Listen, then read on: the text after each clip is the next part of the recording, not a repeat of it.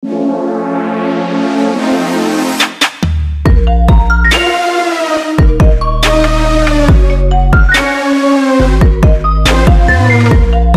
sebangsa tanah air, setelah sekian lama Surya Paloh tidak bertemu dengan Presiden Joko Widodo semenjak Anies Baswedan menjadi bakal calon presiden 2024 yang diusung oleh Partai Nasdem.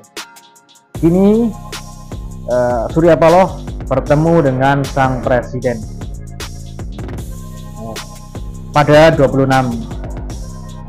Januari 2023. Suara dari Nasdem terkait pertemuan tersebut, dia mengatakan bahwa pertemuan Surya Paloh dan Presiden Joko Widodo adalah seperti pertemuan kakak adik yang 3 bulan tidak komunikasi dan 3 bulan tidak bertemu. Tentunya banyak sekali perbincangan di situ mengenai persoalan bangsa, entah itu bidang ekonomi, politik, hukum maupun bidang sosial.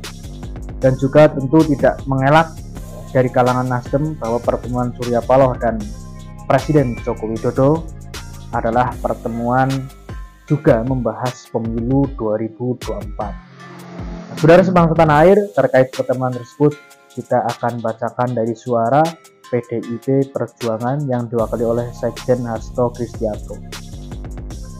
Sekjen PDIP Hasto Kristianto mengatakan sebelum Jokowi ambil keputusan penting seperti reshuffle kabinet, akan bertemu dan melakukan pemberitahuan terlebih dahulu. Ya, bagi Presiden Jokowi sebelum mengambil keputusan penting, itu kan juga melakukan dialog pemberitahuan. Misalnya akan ada reshuffle, itu kan ada pemberitahuan. Ujar Hasto kepada wartawan di kantor DPP Kota Bandung, Jawa Barat pada Jumat 27 Januari 2023. Tapi pertemuan dengan Bapak Surya Paloh, ya bagaimana pertemuan dengan Ketua Umum partai lain, katanya. Hasto mengatakan Jokowi selalu membuka diri berdialog untuk kepentingan bangsa dan negara. Namun bila dialog itu disalahgunakan, Jokowi dinilai punya kewenangan untuk mengambil tindakan strategis. Tapi ketika dialog itu kemudian ada yang menyalahgunakan hanya untuk kepentingan politik sesaat, hanya untuk kepentingan partainya, maka ya Presiden Jokowi ya punya suatu kewenangan untuk mengambil suatu tindakan strategis sesuai dengan kewenangan presiden, ukurnya. Hasto menegaskan isu reshuffle hanya terjadi jika Jokowi menggunakan hak prerogatifnya. Dia meyakini reshuffle dilakukan dengan tujuan memaksimalkan kinerja kabinet. PDI Perjuangan percaya bahwa ketika reshuffle itu dilakukan, betul-betul bertujuan meningkatkan efektivitas dan kinerja dari kabinet. Jadi kita tunggu saja keputusan dari Bapak Presiden, ujar dia. Ini suara dari PDIP Perjuangan Hasto Kristianto terkait pertemuan Surya Paloh dan Presiden Joko Widodo pada 26 Januari 2023. Saudara sebangsa tanah air, jika kita menganalisis dari suara PDI Perjuangan, ini mepet-mepet kepada isu-isu reshuffle. Apakah pertemuan Surya Paloh dengan Presiden Joko Widodo berkaitan dengan isu reshuffle? Kita tidak tahu. Tapi kalau kita berdasarkan analisis suara dari PDIP, tentunya dari Hasto ini, sepertinya iya. Tetapi juga terkadang Hasto Kristianto ini malah mengecoh ya. Seperti contoh di HUT PDIP yang ke-50, dia mengatakan bahwa HUT PDIP yang ke-50 akan ada kejutan, tapi nyatanya kejutannya zong. Itu kan bisa mengecoh. Nah, apa analisis yang tepat untuk melihat daripada pertemuan Presiden Joko Widodo dan Surya Paloh? Kita lihat kecenderungan suhu politik yang mana telah menyeruak dan ditandai dengan pertemuan beberapa tokoh sebelumnya, ya ini adalah Luhut bin Sarpanjaitan bertemu Surya Paloh di London, bukan di negeri, bukan di Indonesia, tapi di London.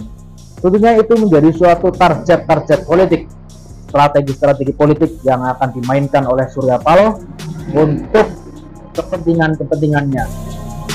Terus bangsa tanah air, banyak juga asumsi yang mengatakan bahwa ini berkaitan tentang majunya Anies sebagai presiden, karena gaungan politik identitas selalu digaungkan oleh